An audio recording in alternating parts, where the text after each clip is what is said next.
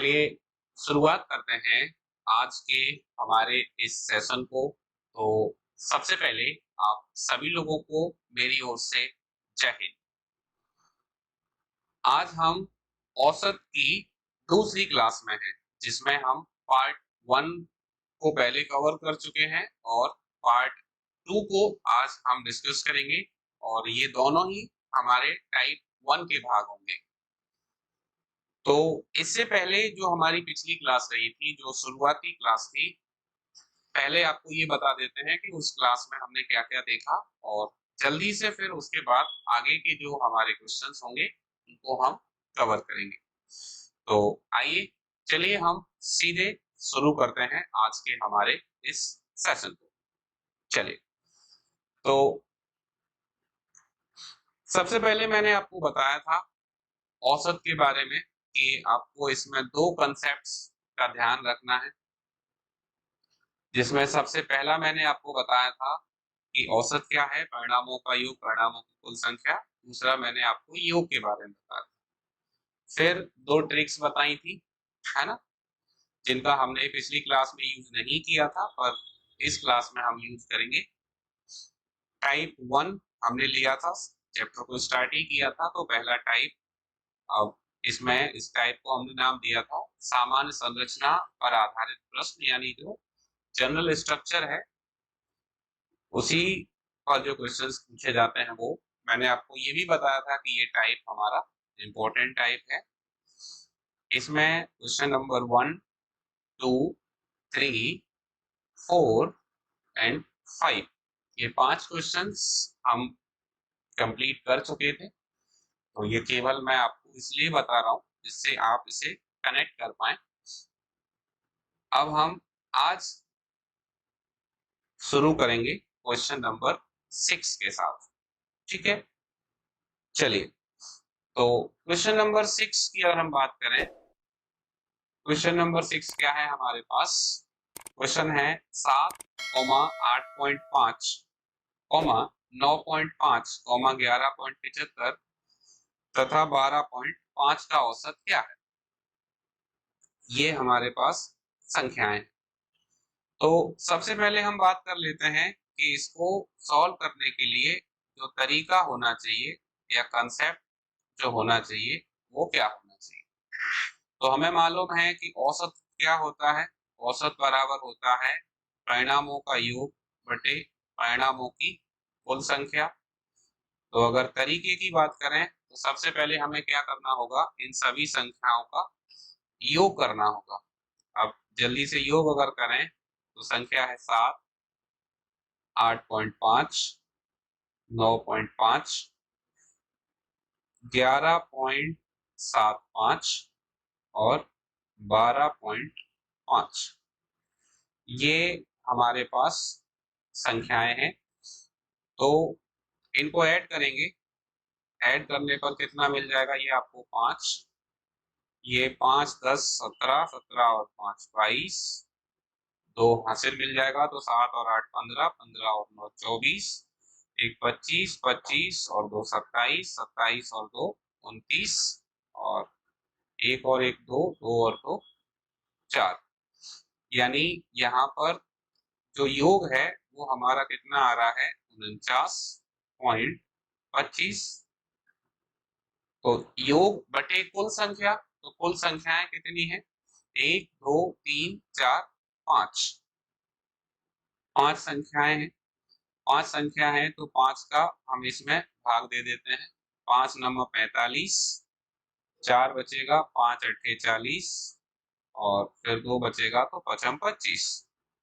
अब हम देख रहे हैं कि 2 संख्या के बाद पॉइंट है, तो 2 संख्या के बाद इसमें हम पॉइंट लगा देंगे, यानी हमारा आंसर क्या आ जाएगा यहाँ से, 9.85। ऑप्शन नंबर ए हमें यहां से आंसर मिल जाएगा। क्लियर? ठीक है। अब इसके बाद हम बात कर लेते हैं इसी क्वेश्चन को ट्रिक से कैसे किया जाए उसकी। ठीक है, तो इसकी ट्रिक देखिए, ट्रिक क्या हो सकती है।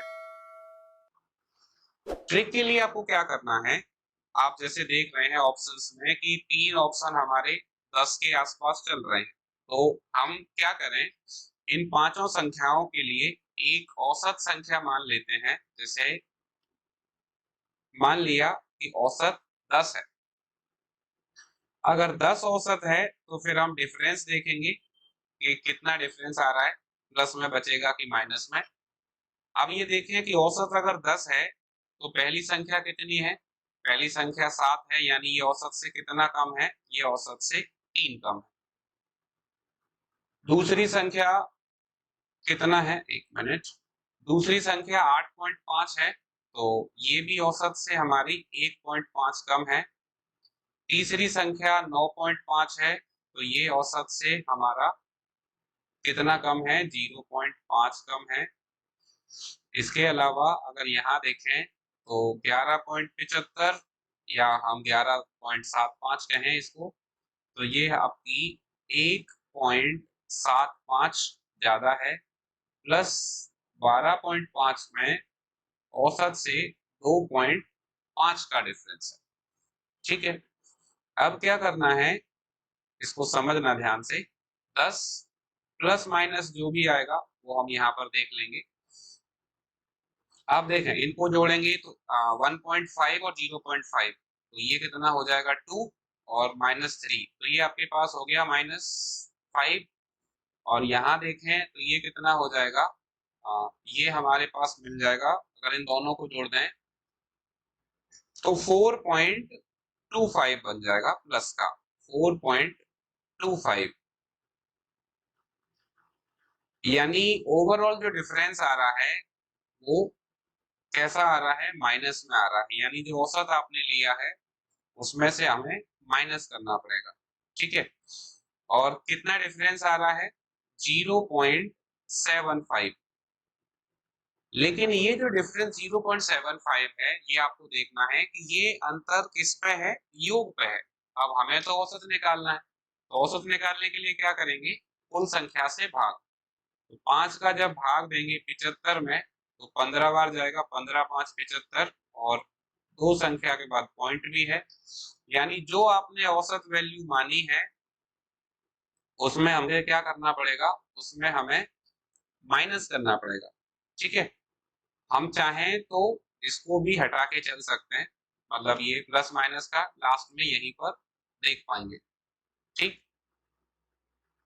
तो फाइनली हमें क्या आंसर मिलेगा, हमें 10 में से माइनस करना होगा 0.15, तो ऐसा करने पर कितना मिल जाएगा, 9.85।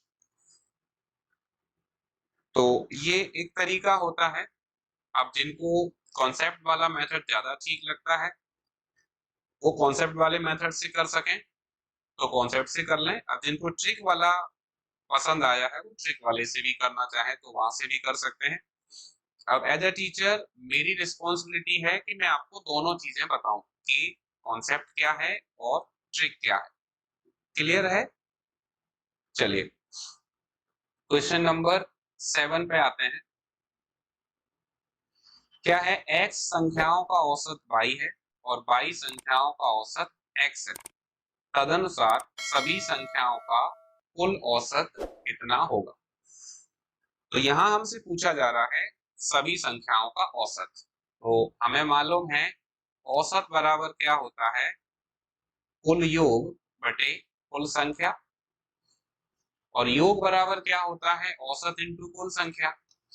तो आप देखिए x संख्याओं का औसत y है, तो योग कितना होगा, x इंटू वाई, औसत इंटू कुल संख्या। फिर कह रहा है कि y संख्याओं का औसत x है, तो अब यहाँ पर योग कितना होगा, y इंटू एक्स। अब ये तो हो गया कुल योग, नीचे क्या लेते हैं, कुल संख्या। तो कुल संख्या कितनी है, पहले संख्या x है और उसके बाद संख्याएं कितनी है, y। अब आप ये देखो, अब हमारे पास फाइनली क्या बचा, X Y plus Y X. अच्छा ये जो वाई एक्स है, ये जो वाई एक्स है इसको मैं एक्स वाई भी लिख सकता हूँ क्योंकि वाई एक्स और एक्स वाई दोनों बराबर होंगे। अब ऐसा लिखने से क्या फायदा होगा, आप देखो ये एक्स वाई, इस वाई एक्स को भी मैंने क्या लिख लिया, एक्स वाई, और नीचे कितना मिला, एक्स प्लस वाई। तो एक्स वाई ये बन जाएगा 2xy, और नीचे है x प्लस वाई। तो हमारे पास फाइनली जो आंसर बनेगा वो क्या बनेगा, 2xy upon x plus Y, option number B. अब ये इस क्वेश्चन को जरा ध्यान से समझने की कोशिश करें। इस क्वेश्चन में क्या पूछा जा रहा है, केवल आपसे फॉर्मूला ही पूछा जा रहा है, यानी औसत का जो फॉर्मूला हमने शुरुआत में देखा था, क्या हम उसमें प्रॉपर तरीके से वैल्यू रख पाते हैं, और वैल्यू रखने के बाद हम उसको कैसे सॉल्व करते हैं, सिंपल आपसे यही पूछा जा रहा था। ठीक है, तो हमने क्या किया, सबसे पहले कुल योग निकाला और नीचे कुल संख्या। उसके बाद हमने देखा कि बाई एक्स और एक्स वाई दोनों बराबर होते हैं, तो यहाँ से बाई एक्स को बदल कर क्या किया, एक्स वाई लिख दिया। फिर सिंपल एक्स वाई जोड़कर 2xy, और नीचे आ गया x प्लस वाई। ठीक है, तो बिल्कुल आसान सा क्वेश्चन है, लेकिन कई बार ऐसा देखा जाता है कि जब क्वेश्चन में संख्याएं नहीं होती तो स्टूडेंट को लगता है कि अब इसमें क्या करें। तो आपको बिल्कुल भी परेशान नहीं होना है। जो सबसे जरूरी चीज है वो ये है कि हम क्वेश्चन को पहले अच्छे से पढ़ें, उसके बाद फिगर आउट करने की कोशिश करें कि हमसे क्या पूछा जा रहा है। ठीक है, तो फिर जब आप ऐसा करोगे तो क्वेश्चन के आंसर तक पहुंचने में आपको आसानी रहेगी, क्योंकि एक बार जब क्वेश्चन समझ में आ जाएगा तो फिर उसको सॉल्व भी आप कर पाओगे। इसके बाद आगे बढ़ते हैं और अगला क्वेश्चन देखते हैं, क्वेश्चन नंबर 8। यहाँ क्या है, x संख्याओं का औसत y स्क्वायर है और y संख्याओं का औसत x स्क्वायर। तदनुसार उन सभी संख्याओं का कुल औसत कितना होगा। तो आप ये देखिए कि ये क्वेश्चन और पिछला क्वेश्चन, पिछले में क्या था, x संख्याओं का औसत y था, y संख्याओं का औसत x था। अब यहाँ पर क्या है, x संख्याओं का औसत y स्क्वायर, y संख्याओं का औसत x स्क्वायर। यानी आप देखिए कि क्वेश्चन को कितने अलग अलग तरीके से आपसे पूछा जाता है। यहाँ पर क्या किया है, केवल स्क्वायर लगा दिया है। तो हमें क्या करना है, हमें केवल अपने नियम को फॉलो करना है, और कुल औसत बताना है तो औसत बराबर कुल योग बटे कुल संख्या। तो सबसे पहले योग निकालेंगे, x संख्याओं का औसत y स्क्वायर है, तो योग बराबर होता है औसत इंटू कुल संख्या, तो ये हो जाएगा X Y square, plus y संख्याओं का औसत x स्क्वायर है, तो ये आपका बन जाएगा y एक्स स्क्वायर। और नीचे हम क्या लेते हैं, कुल संख्याएं, तो पहले संख्या कितनी है, x है, उसके बाद संख्या कितनी है, y है। ठीक है, अब ऊपर आप देखें एक्स वाई स्क्वायर और वाई एक्स स्क्वायर, इन दोनों में से क्या कॉमन ले सकते हैं, एक्स वाई को कॉमन ले सकते हैं। एक्स वाई जब दोनों में से कॉमन आ जाएगा तो यहाँ पर क्या बचेगा, जैसे एक्स कॉमन आ गया, वाई कॉमन आ गया, तो वाई स्क्वायर था तो एक वाई बच जाएगा, प्लस यहाँ से एक्स वाई कॉमन ले लेंगे तो एक्स स्क्वायर है, तो यहाँ पर एक एक्स बच जाएगा। नीचे क्या है, नीचे बच रहा है x प्लस वाई। तो जैसे हमने पिछले क्वेश्चन में देखा था कि yx और xy दोनों बराबर होते हैं, ठीक वैसे ही आप यहाँ पर ध्यान दें, या तो आप x प्लस वाई लिखो या y प्लस एक्स लिखो, ये दोनों ही वैल्यू बराबर होती है।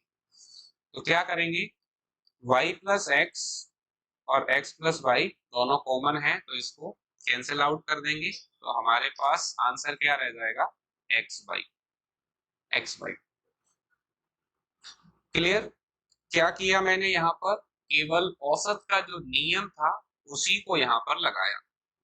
ठीक है, चलिए और आगे चलते हैं, क्वेश्चन नंबर 9। क्या है क्वेश्चन में, यदि m संख्याओं का औसत n स्क्वायर हो और n संख्याओं का औसत m स्क्वायर हो, तो m प्लस n संख्याओं का औसत कितना होगा। अगर हम थोड़ा सा ध्यान दें और पिछले क्वेश्चन को भी समझें तो पिछला क्वेश्चन और ये क्वेश्चन काफी हद तक एक ही जैसा है। आप देखो पिछले क्वेश्चन में क्या था, x संख्याओं का औसत y स्क्वायर। इस क्वेश्चन में क्या कह रहा है, m संख्याओं का औसत n स्क्वायर। यानी जहां x था उसकी जगह m आ गया, जहां पर y स्क्वायर था उसकी जगह क्या आ गया, n स्क्वायर। अब आगे हम पिछले क्वेश्चन में देखें तो y संख्याओं का औसत x स्क्वायर, यहाँ पर n संख्याओं का औसत m स्क्वायर। यानी लगभग लगभग कहें तो पूरा क्वेश्चन एक ही है। अब पिछले क्वेश्चन में जब संख्याएं x और y थी तो आंसर कितना आया था, xy। यहाँ संख्याएं m और n है तो आंसर कितना होना चाहिए, mn होना चाहिए।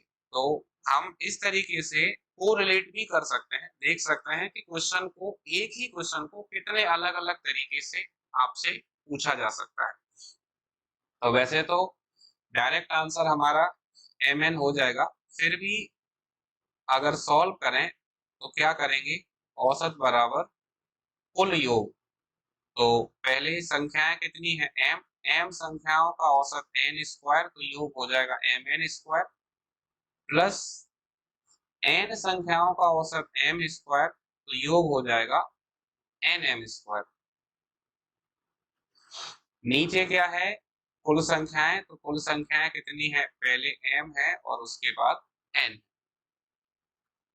तो अब क्या करेंगे, अब हम यहाँ से mn कॉमन ले लेंगे, mn कॉमन ले लिया।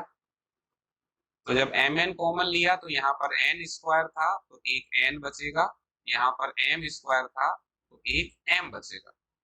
अगर हम नीचे देखें तो नीचे m प्लस n है, तो m प्लस n या n प्लस m दोनों जो है एक ही चीज है, तो दोनों को यहाँ पर कैंसिल कर देंगे क्योंकि ये कॉमन पार्ट है दोनों का। क्या बचेगा, mn। तो हमारा आंसर क्या हो जाएगा, ऑप्शन नंबर बी।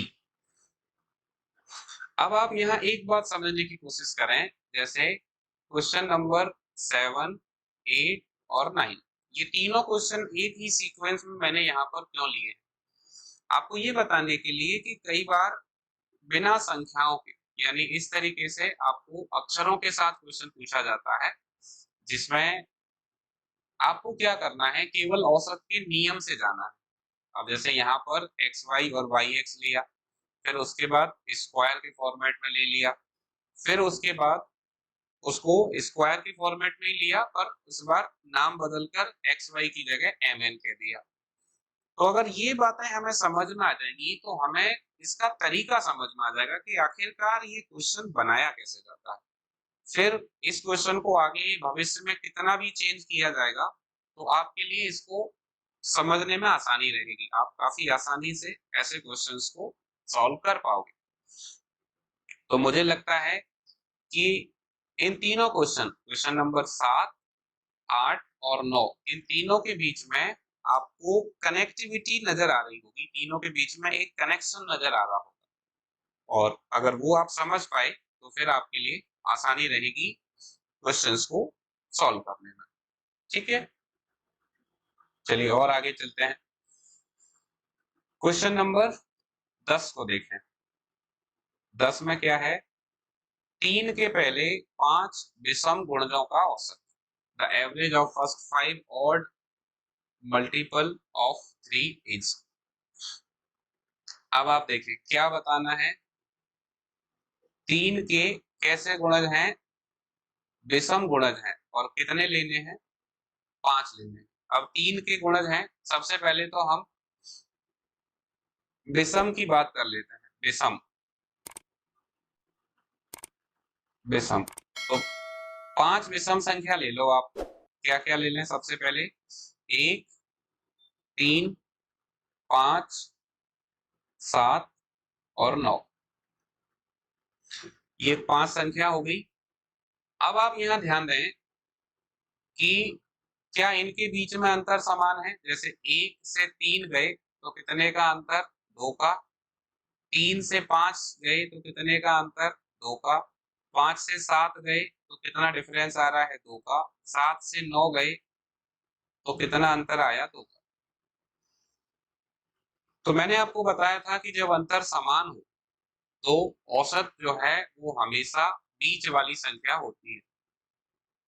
तो हम इस क्वेश्चन को डायरेक्ट ट्रिक से करेंगे, क्योंकि इस क्वेश्चन को ट्रिक से करना मेरे ख्याल से ज्यादा ठीक रहेगा। तो पहले मैं आपको इसकी ट्रिक बताऊंगा, फिर कुछ स्टूडेंट अगर ये चाहते हैं कि कॉन्सेप्ट ही बताया जाए तो बाद में फिर कॉन्सेप्ट बताऊंगा। ठीक है, इस बार उल्टा चलते हैं। तो अब आप देखिए, अगर मैं इस नियम से जाऊं कि औसत हमेशा बीच वाली संख्या होती है, तो यहाँ पर बीच वाली संख्या कौन सी है? 5। तो औसत वाली संख्या मेरी कौन सी आ रही है? 5। और ये किसका गुणज है? 3 का गुणज है, तो 3 से गुणा कर देंगे, यानी हमारा आंसर कितना आ जाएगा? 15। क्लियर?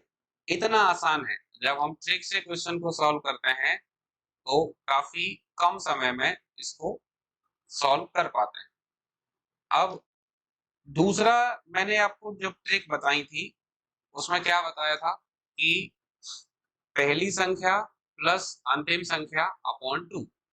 तो आप ये देखिए, अगर हम औसत निकालें और ट्रिक से ही निकालें तो दूसरा पैटर्न क्या था? पहली संख्या क्या है? 1।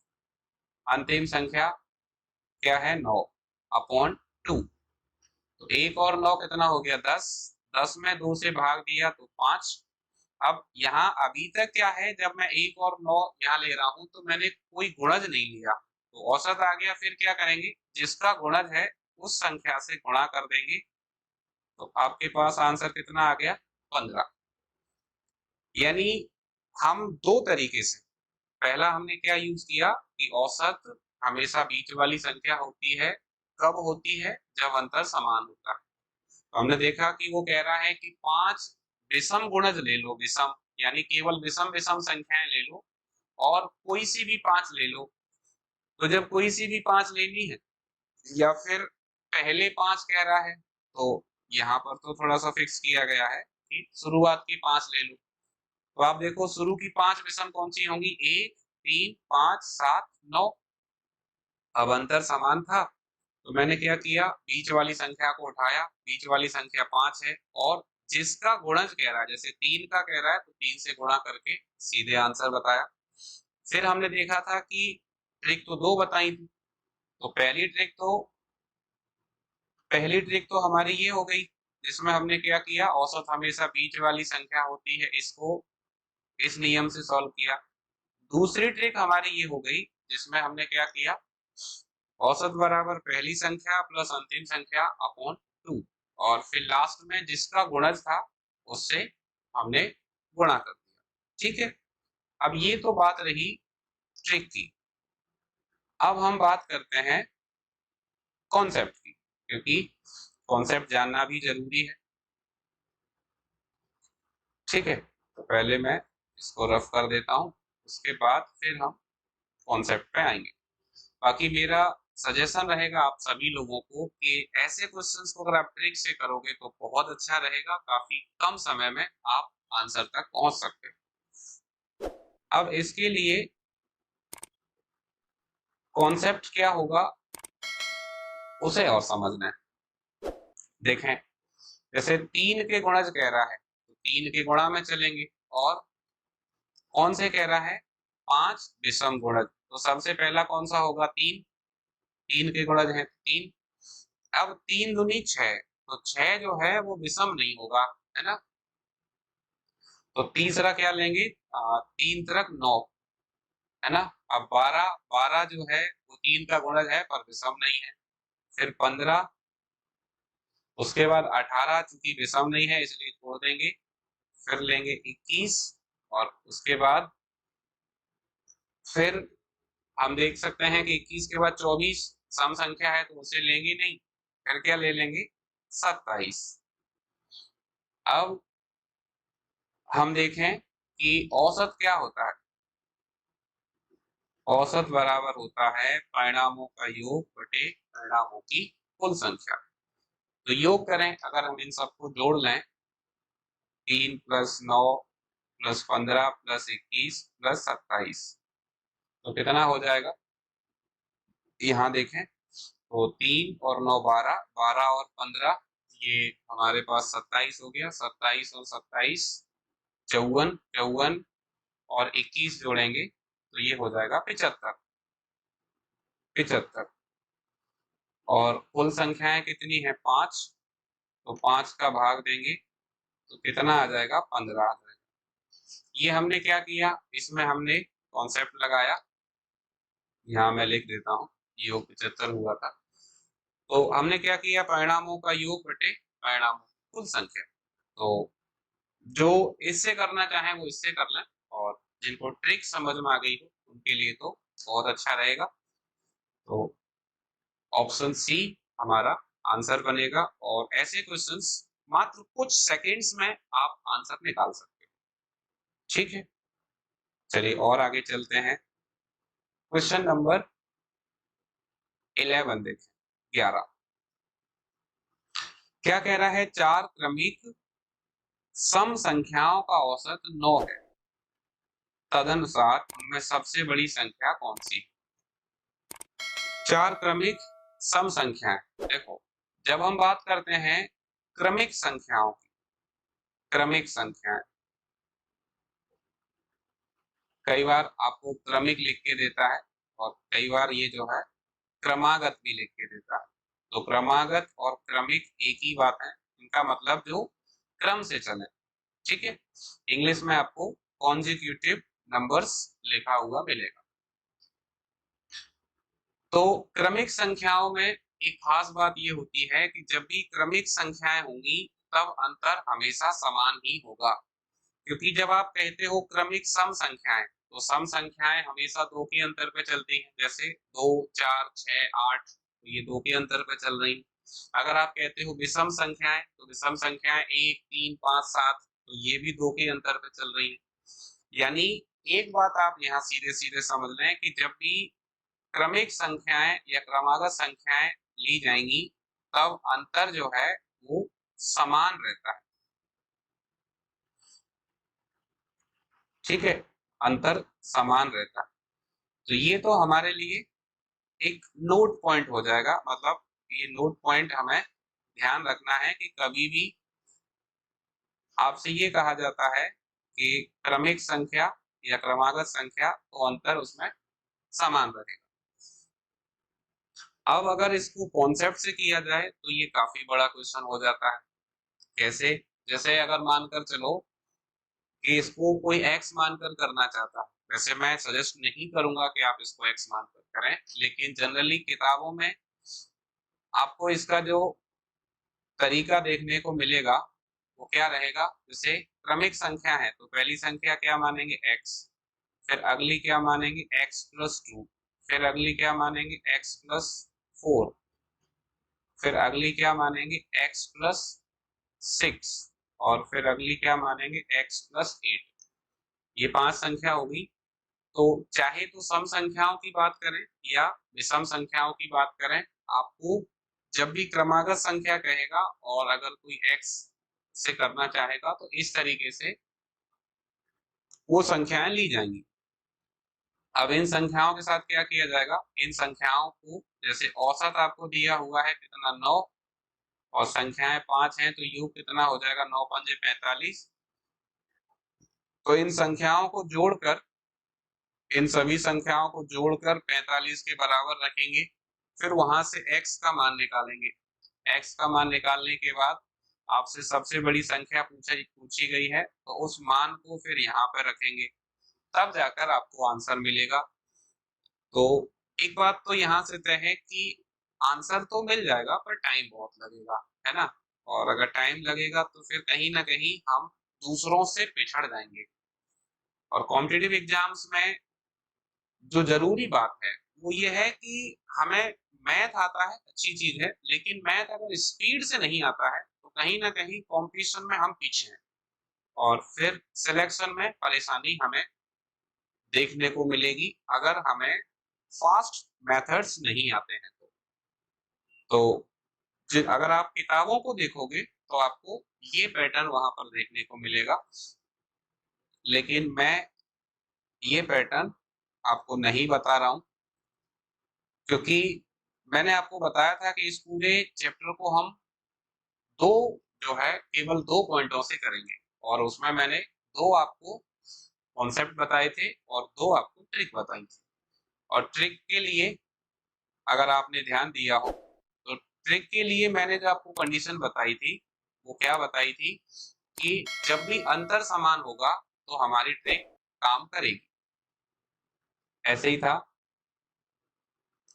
देखो मैं आपको फिर से बताता हूँ, 1 मिनट में वही जो है,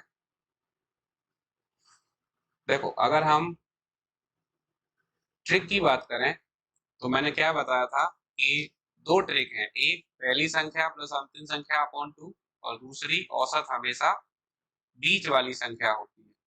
पर ये दोनों ट्रिक काम कब करती हैं? जब अंतर समान हो।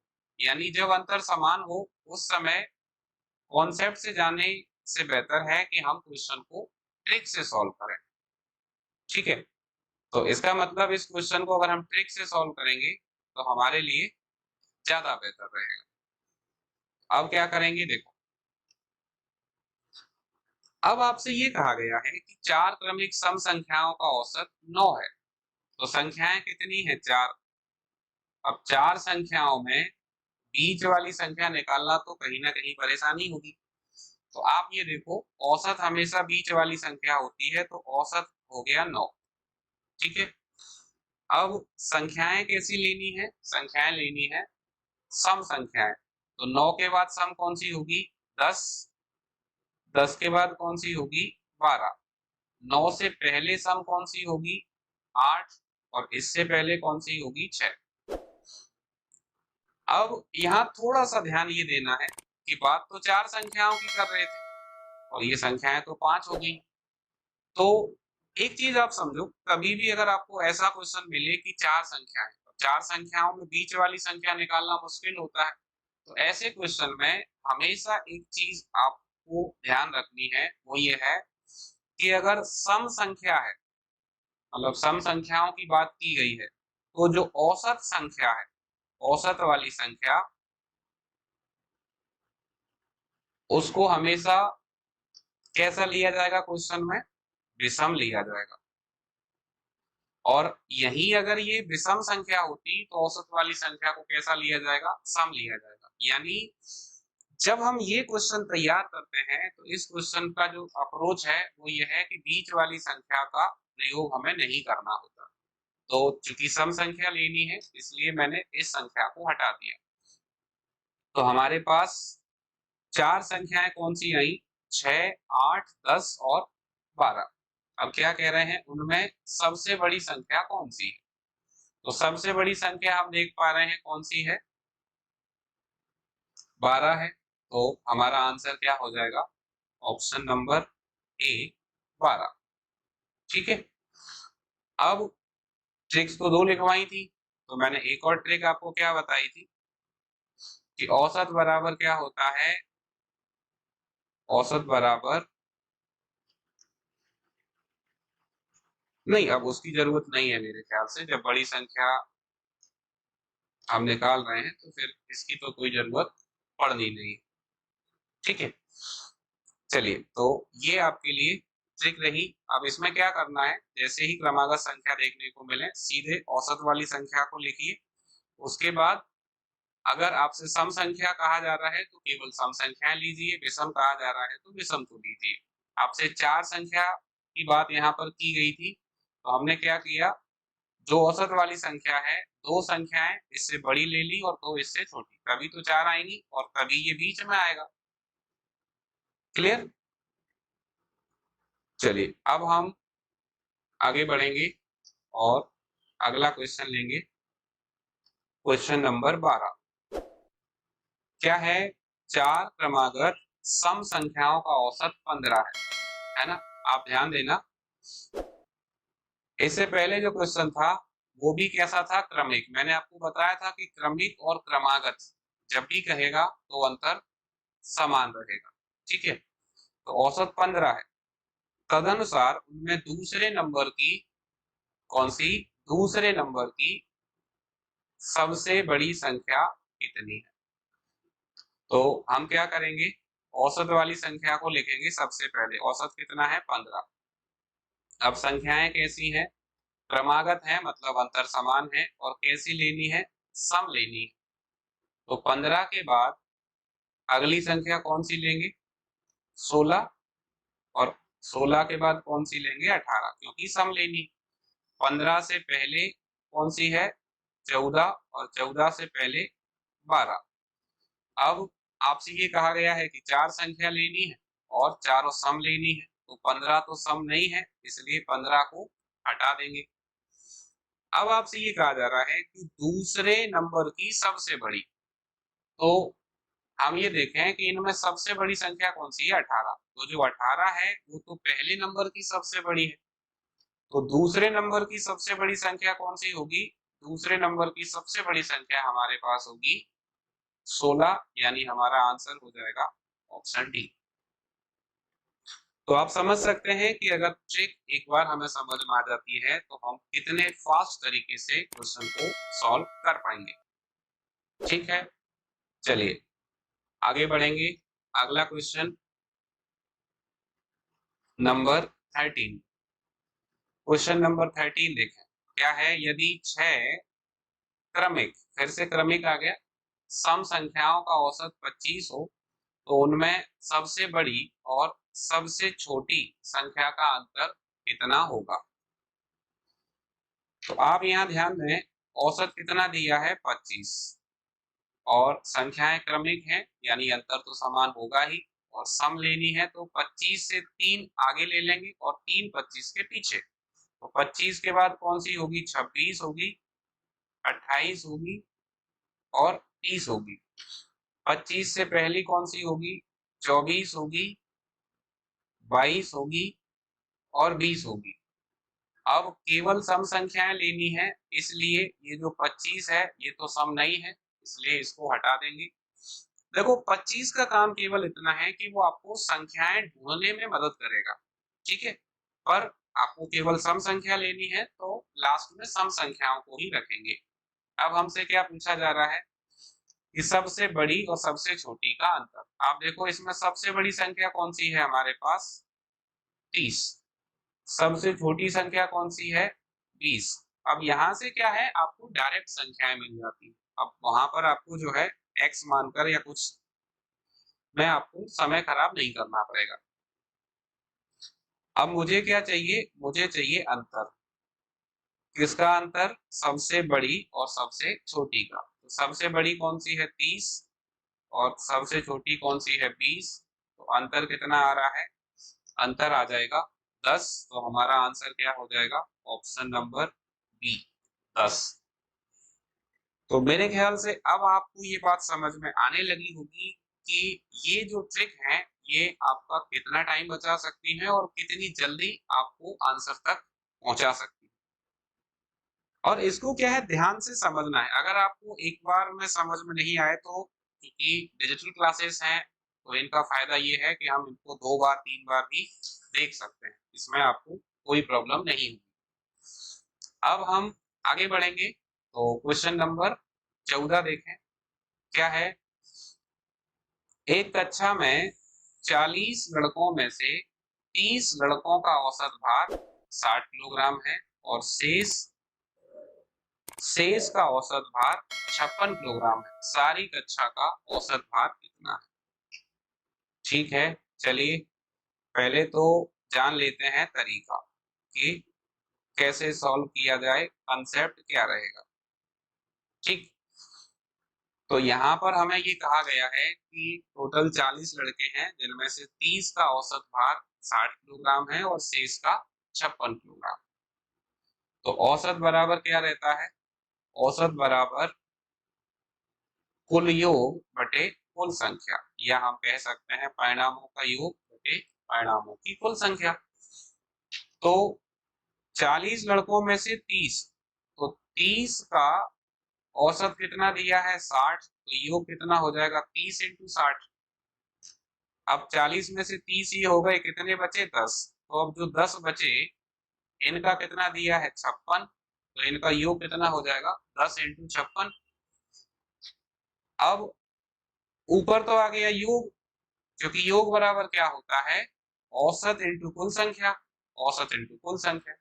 अब नीचे क्या लेते हैं, परिणामों की कुल संख्या। कितने बच्चे हैं टोटल, 40, तो नीचे ले लेंगे 40।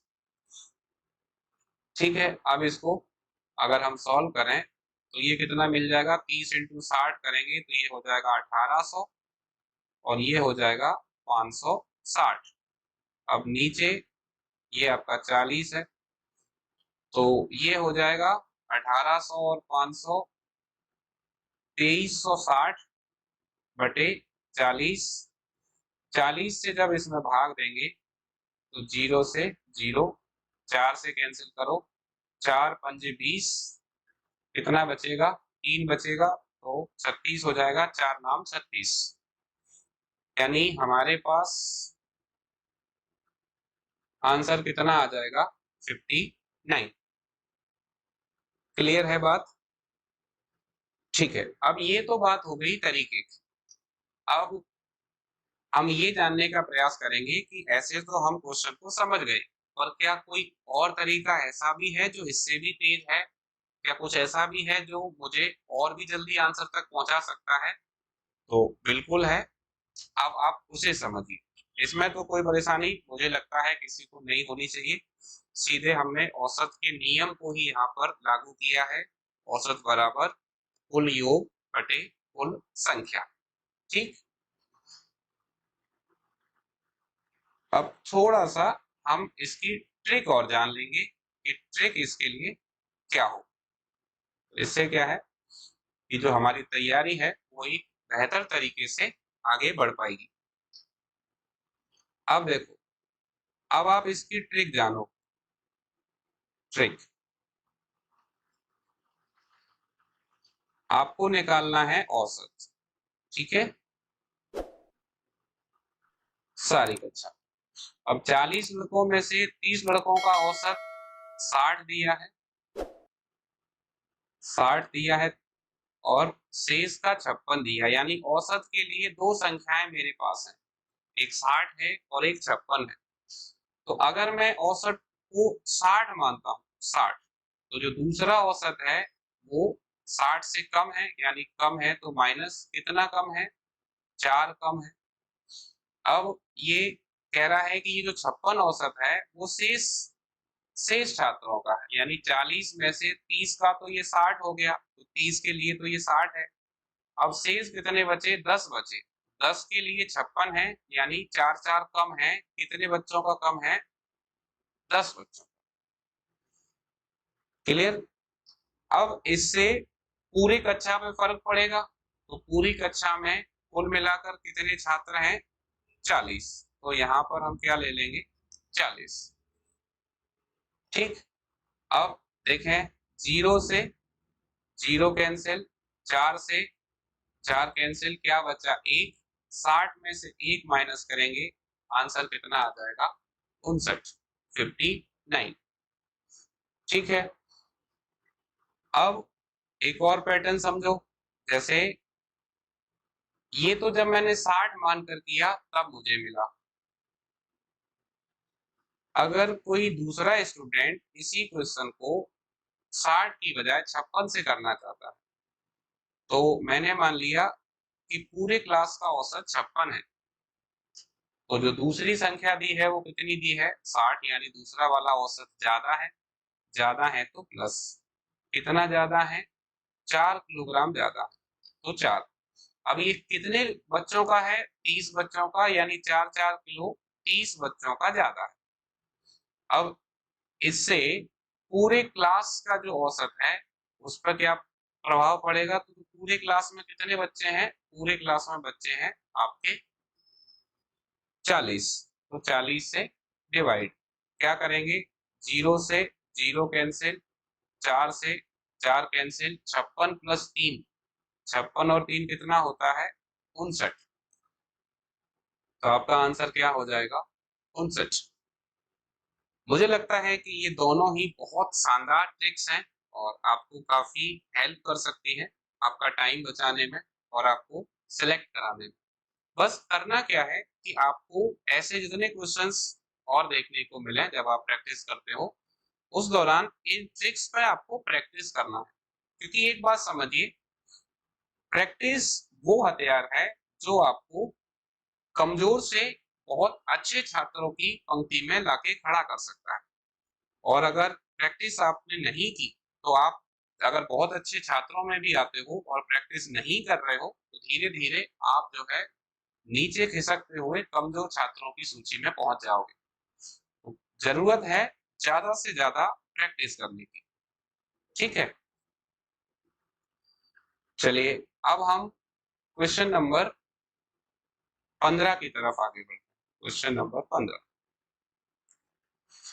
क्या कह रहा है, एक क्रिकेटर ने पहले टेस्ट में 180 रन बनाए, दूसरे टेस्ट में 258 रन। उसे तीसरे टेस्ट में कितने रन बनाने चाहिए जिससे तीनों टेस्टों में उसका औसत 230 हो जाए? ठीक है, कंसेप्ट समझिए क्या रहेगा इसके लिए। क्वेश्चन मुझे लगता है समझ में आ गया होगा। एक क्रिकेटर है जिसने पहले टेस्ट में 180 रन बनाए हैं, दूसरे टेस्ट में 258 बनाए हैं। अब हम ये चाहते हैं कि 3 टेस्टों के दौरान उसका औसत 230 का हो जाए। तो तीसरे टेस्ट में कितने रन बनाने होंगे ये आपको बताना है। तो हम क्या करें, जैसे पहले टेस्ट में कितने बनाए 180 और दूसरे में कितने बनाए 258।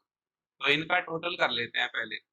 कितना हो जाएगा 8 और ये हो जाएगा 8 और 5 13, 1 और 2 3, 3 और 1 4, यानी 438 रन जो है वो इसके बन चुके हैं। अब हम क्या चाहते हैं कि औसत 230 का रहे, तो हमें बताना है तीसरे टेस्ट में रन। तो डायरेक्ट निकाल सकते हैं तीसरे टेस्ट में रनों की संख्या। कैसे निकालेंगे, हम औसत क्या चाहते हैं, कुल मिलाकर कितना हो जाए 230 हो जाए। अब ये 230 कितने टेस्टों के लिए हो जाए, 3 टेस्टों। तो 3 टेस्टों में औसत 230 का रहे, इसमें से 2 टेस्टों के जो रन हैं कितने 438, उसको हम क्या कर देंगे माइनस कर देंगे। तो ये कितना हो जाएगा, गुणा करेंगे तो 23 या 69 690। अब 690 में से 438 आपको माइनस कर लेने हैं। 438, तो अगर 438 माइनस करोगे तो कितना बचेगा, ये आपके पास आ जाएगा 252, 252। ठीक है, तो बिल्कुल आसान सा तरीका है, इसमें आपको बिल्कुल भी परेशान होने की जरूरत नहीं है, सीधा सा है। लेकिन मानकर चलो कि हम जो है इसको भी ट्रिक से बनाना चाहते हैं, इसको भी अगर ट्रिक से बनाना चाहते हैं तो कैसे बना सकते हैं। आप ये देखिए कि औसत हम कितना चाहते हैं 230 का रहे। तो हमने मान लिया कि 230 का औसत हमें रखना है 3 टेस्टों के दौरान। अब इसमें हम डिफरेंस ले लेंगे। पहले टेस्ट में 180 रन बनाए जबकि औसत चाहिए 230 का, यानी पहले टेस्ट में जो औसत चाहिए उससे 50 रन कम बने हैं। दूसरे टेस्ट में उसने 258 बनाए, यानी जो औसत चाहिए उससे 28 रन ज्यादा बने हैं। तो जो डिफरेंस हमें यहां से देखने को मिलेगा वो कितना मिलेगा, उसे आप समझे माइनस के 50 और प्लस के 28, यानी ये बचेगा माइनस के 22। इसका मतलब अगर हमें 230 का औसत चाहिए तो पिछली 2 पारियों में भी 22 रन कम पड़ रहे हैं। तो 230 का औसत बनाए रखने के लिए तीसरी पारी में 230 तो बनाने हैं, साथ में जो 22 रन कम पड़ रहे हैं वो भी तीसरी पारी में ही बनाने होंगे। तो क्या करेंगे, 230 प्लस 22 हमारे पास कितना हो जाएगा आंसर 252। तो आप चाहें तो इस तरीके से भी क्वेश्चन को सॉल्व कर सकते हो, ये आपके लिए ट्रिक है।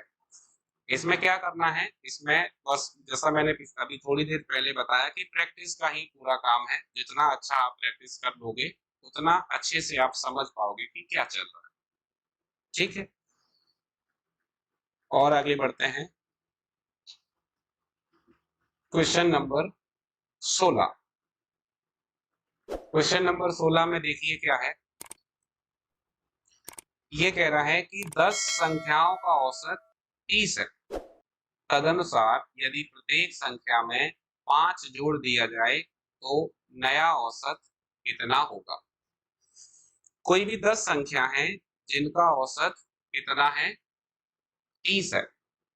अब ये कह रहे हैं कि प्रत्येक संख्या में 5 जोड़ दें तो नया औसत कितना होगा। इस बात को हम बिल्कुल स्टेप बाय स्टेप समझेंगे। जैसे आप देखें, मैंने यहाँ पर कोई 5 संख्या ली, 1 2 3 4 5। तो इन सभी संख्याओं के बीच अंतर समान चल रहा है, जैसे 1 1 का अंतर है। और हमें पता है कि जब अंतर समान होता है तो औसत हमेशा बीच वाली संख्या हो जाती है। यानी ये सभी संख्याएं ऐसी हैं जिनका औसत हमें कितना मिल रहा है 3 मिल रहा है। अब आपसे ये कहा जाए कि प्रत्येक संख्या में मानकर चलो हम 2 2 जोड़ दें। जैसे इसमें 2 जोड़ दें, 2 इसमें जोड़ दें, 2 इसमें, 2 इसमें और 2 यहाँ पर और 2 यहाँ पर। तो ऐसा करने से ये कितना हो जाएगा, ये हो जाएगा हमारा 3 4 5 6 7। अब 3 4 5 6 7 अंतर तो इनमें भी बराबर चल रहा है ना। अगर अंतर बराबर चल रहा है तो औसत क्या हुआ, औसत 5 हुआ। यानी पहले औसत कितना था, पहले औसत 3 था, अब औसत कितना हो गया, अब औसत 5 हो गया। और ऐसा कब हुआ, जब हमने प्रत्येक संख्या में 2 2 जोड़ा। इसका मतलब एक बात साफ है कि अगर प्रत्येक संख्या में हमने 2 2 जोड़ा तो औसत भी 2 बढ़ गया। अगर हम प्रत्येक संख्या में से मानकर चलो 2 2 घटाते तो औसत 2 घट जाता। अगर प्रत्येक संख्या में हम 2 का गुणा करते, 2 का गुणा, तो औसत में भी 2 का गुणा हो जाता। प्रत्येक संख्या में अगर हम भाग देते तो औसत में भी भाग लग जाता। इसका मतलब एक बात यहाँ पर आप नोट करके रख सकते हो, कौन सी, वो समझे। मैं यहाँ पर आपके लिए नोट कर देता हूँ। जैसे मानकर चलो कोई औसत आपको दिया हुआ है ना, कोई औसत संख्या आपको दी गई है पहले से। अब आपसे ये कहा गया है, आपसे ये कहा गया है कि ये जो औसत है इसकी जो प्रत्येक संख्या है, प्रत्येक संख्या, उसमें क्या किया गया है, उसमें किसी संख्या को प्लस किया गया है। अब वो संख्या 5 हो सकती है, 7 हो सकती है, 10 हो सकती है, कोई भी है। या फिर आपसे कहा गया है कि किसी संख्या को माइनस किया गया है, या फिर किसी संख्या को मल्टीप्लाई किया गया है, या फिर किसी निश्चित संख्या से भाग दिया गया है। इसका मतलब प्रत्येक संख्या में या तो प्लस किया गया है, या फिर माइनस किया गया है, या मल्टीप्लाई किया गया है, या फिर डिवाइड दिया गया है। तो आपको एक बात ये ध्यान रखनी है कि अगर आपने प्रत्येक संख्या में प्लस किया है तो जो औसत संख्या है उसमें भी आपको प्लस करना होगा। अगर प्रत्येक संख्या में से माइनस हुआ है तो औसत में से भी माइनस होगा। अगर प्रत्येक संख्या में मल्टीप्लाई हुआ है तो औसत में भी मल्टीप्लाई होगा। और प्रत्येक संख्या में अगर डिवाइड है तो औसत में भी डिवाइड होगा। इसका मतलब हमारे लिए नियम क्या है, नियम ये है कि जो परिवर्तन प्रत्येक संख्या में होता है वही परिवर्तन उसकी औसत संख्या में भी किया जाता है। और वो तो अपने आप ही हो जाएगा, क्योंकि जब आप प्रत्येक संख्या में कोई संख्या जोड़ोगे, घटाओगे, गुणा करोगे या भाग दोगे, तो प्रत्येक संख्या का जो पिछला अंतर था वही अंतर मेंटेन रहेगा, यानी अंतर बराबर रहेगा। बराबर रहेगा तो औसत भी उतना ही प्रभावित होगा जितनी प्रत्येक संख्या प्रभावित हुई है। तो इसको शॉर्ट फॉर्म में आप ऐसे समझिए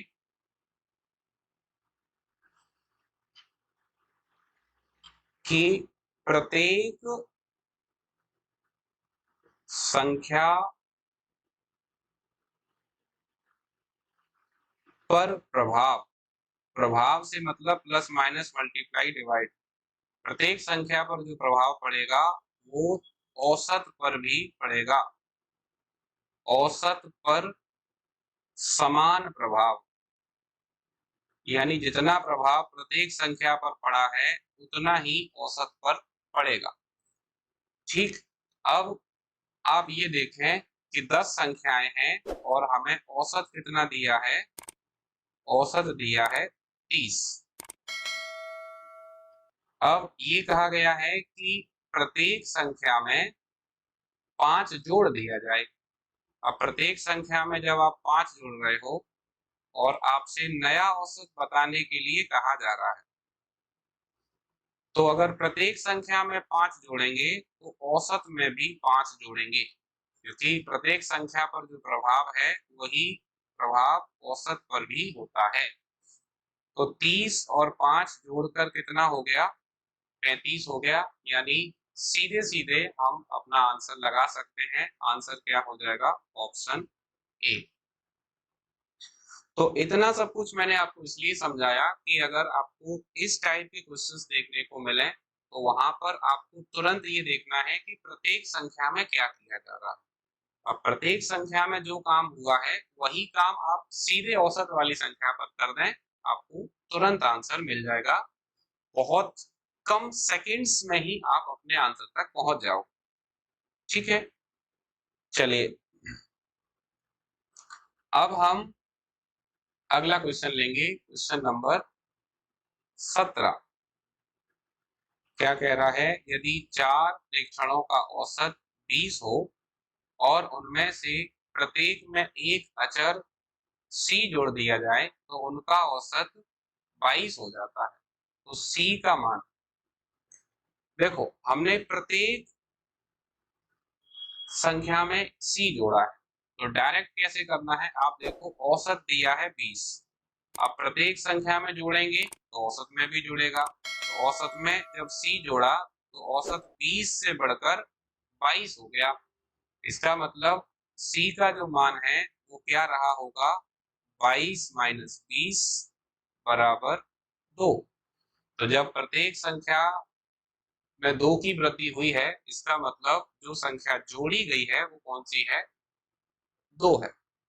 ठीक है, तो आपको बस ये देखना है कि औसत पहले कितना था और अब कितना है, और जो औसत पर फर्क पड़ा है वही आपका c का मान हो जाएगा। तो आंसर क्या होगा? आंसर होगा 2। इसी में अगर घटाने की बात होती तो घटा सकते थे, गुणा करने की बात होती तो गुणा कर देते, अगर भाग देने की बात होती तो भाग भी दे देते। ठीक है, चलिए अगला क्वेश्चन लेंगे। अगला क्वेश्चन है हमारे पास क्वेश्चन नंबर 18। इसे देखें ध्यान से। एक पुस्तकालय में रविवार को आने वालों की संख्या 510 है और अन्य दिनों में 240। तदनुसार रविवार से आरंभ होने वाले किसी महीने के 30 दिनों में आने वालों की औसत संख्या कितनी होगी? तो सबसे पहले हम बात कर लेते हैं कि इस क्वेश्चन के लिए कंसेप्ट क्या होना चाहिए। आप ये देखें, कोई महीना है जो रविवार से आरंभ हो रहा है। रविवार से आरंभ हो रहा है, इसका मतलब 1 तारीख को रविवार होगा। 1 के बाद इसमें 7 जोड़ेंगे तो 8 तारीख को रविवार होगा। फिर 15 तारीख को रविवार होगा, फिर 22 तारीख को रविवार होगा और फिर 29 तारीख को रविवार होगा। तो अगर कोई महीना रविवार से शुरू हो रहा है और उस महीने में अगर 30 दिन है तो उस महीने में रविवार कितने आएंगे? 5 आएंगे। बाकी के जो बचे 25 दिन वो रविवार के अलावा हो जाए। अब हमें क्या निकालना है? हमें निकालना है औसत। औसत तो औसत बराबर क्या होता है? परिणामों का योग बटे परिणामों की कुल संख्या। तो रविवार को आने वालों की संख्या कितनी है? 510। और ये 510 5 रविवार हैं, तो पांचों रविवार ये एक औसत संख्या है ना। प्लस रविवार के अलावा 240 है संख्या और 5 दिन ये हो गए महीने में, तो कितने और बचे? 25 दिन। हमें पूरे महीने का निकालना है और यहाँ पर ये बताया गया है कि 30 दिन है, तो नीचे क्या ले लेंगे? 30। अब केवल इसको कैलकुलेट करना है, तो यहाँ पर गुणा करें 0, 5 एकम 5 और पचम 25, 2550। यहाँ पर गुणा करेंगे तो ये हो जाएगा 0, 25 चौक 100, 25 दूनी 50 और 10 60, है ना। और नीचे कितना है? नीचे है 30। तो अब इसको जोड़ लेंगे तो ये हो जाएगा हमारा 8550, 8550 अपॉन 30। कैंसिल करें, 0 से 0, 3 का भाग 2 तो 3 दूनी 6, कितना बचेगा? 2 बचेगा, तो 3 8 24, 1 बचेगा तो 3 पंजे 15। इसका मतलब पूरे महीने का जो औसत है वो कितना है? 285। ठीक है। अब इसमें क्या हुआ? इसमें हमें थोड़ी सी कैलकुलेशन करनी पड़ी। यानी हमने पहले देखा कि जैसे रविवार को 510 लोग आते हैं और उस महीना जो है, जो महीना है वो रविवार से ही प्रारंभ हो रहा है, तो उस महीने में हमने देखा कि 5 रविवार, तो 510 के औसत से 5 दिन का वो योग निकाला। बाकी के दिनों में 240 है आने वालों की संख्या, तो 25 दिनों के लिए 240 टोटल किया और फिर उसमें 30 से भाग दिया, तब हमें आंसर मिला 285। अब ट्रिक से समझो कि इस क्वेश्चन को ट्रिक से कैसे किया जाए, है ना। ट्रिक से करने के लिए क्या करेंगे, आप इसको थोड़ा सा समझना। ट्रिक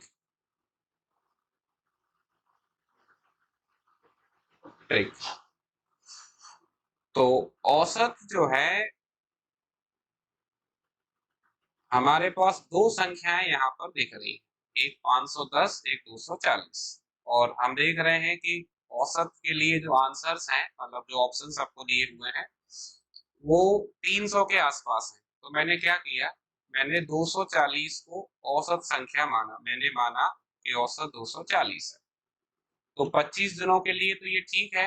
बाकी के जो दिन है उसमें औसत कितना है? 510, यानी ज्यादा है।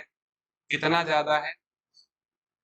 तो 270 जो है वो ज्यादा निकल रहा है ना। 510 में से 240 घटाओगे तो इतना ही आ जाएगा। और ये कितने दिनों के लिए है? मतलब 510 रविवार के लिए है और रविवार 5 है उसमें। ठीक। अब इसका प्रभाव पूरे महीने पे पड़ेगा, क्योंकि पूरे महीने का औसत उससे बदलेगा। तो पूरे महीने में दिनों की संख्या कितनी है? 30। अब क्या करना है? अब आपको सिंपली कैंसिल करना है 0 से 0, 3 से काटेंगे तो 3 नंबर 27 और 9 से यहाँ गुणा करेंगे तो 9 पंजे 45, यानी 240 तो आपने माना है। लेकिन इस 510 की वजह से पूरे महीने में जो प्रभाव पड़ेगा, यानी पूरे महीने का जो औसत है वो 45 बढ़ जाएगा। 45 बढ़ जाएगा तो 240 और 45 आपका कितना हो जाएगा 285। आई बात समझ में? तो कहीं ना कहीं ट्रिक जो है वो आपके टाइम को काफी बचा सकती है, लेकिन ट्रिक के साथ एक कंडीशन है। कंडीशन क्या है कि ट्रिक की आपको प्रैक्टिस बहुत रखनी पड़ेगी। अगर आप बहुत अच्छी प्रैक्टिस करते हैं तो एग्जाम में आपका बहुत समय बच सकता है। अगर आपकी प्रैक्टिस बहुत अच्छी नहीं है तो फिर आपको परेशानी का सामना करने को देखने को मिलेगा या परेशानी का सामना करना पड़ेगा। जब आप एग्जाम हॉल में होंगे तो अक्सर ऐसा होता है कि जो ट्रिक्स हैं वो दिमाग से उड़ जाती है। क्यों उड़ जाती है? क्योंकि उस पर प्रैक्टिस नहीं होती। तो आज की क्लास को हम यहीं तक रखते हैं। क्लास काफी लंबी हो गई आज की, पर हमने टाइप 1 को पूरा कर लिया है। टाइप 1 के हमारे सभी क्वेश्चंस कंप्लीट हो गए हैं।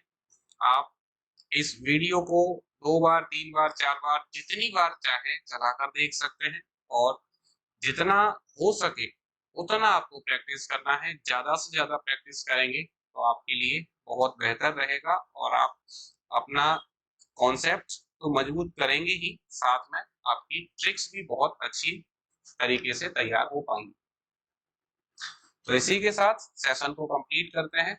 आप सभी को बहुत बहुत धन्यवाद अपना कीमती समय हमें देने के लिए, और आप सभी को एक बार फिर से मेरी ओर से जय हिंद।